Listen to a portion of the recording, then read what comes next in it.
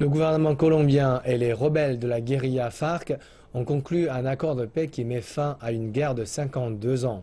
Les représentants des forces armées révolutionnaires colombiennes et le gouvernement de Juan Manuel Santos ont signé un accord pacifique samedi 12 novembre à La Havane.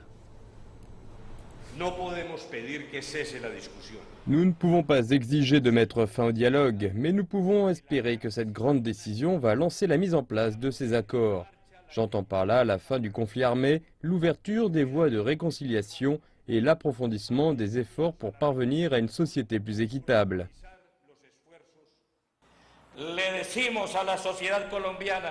Nous le disons à la société colombienne, nous avons fait tous les efforts possibles pour parvenir à la paix.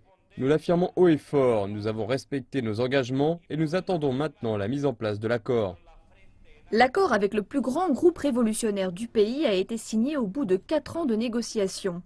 Un communiqué conjoint indique que l'accord en question intègre les changements, les précisions et les propositions suggérées par tous les secteurs de la société.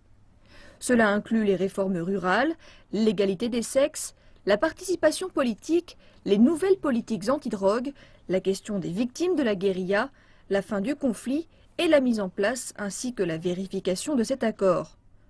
Il y a 6 semaines, un accord plus ancien avait été rejeté par un référendum, les Colombiens jugeant le gouvernement trop magnanime envers les rebelles.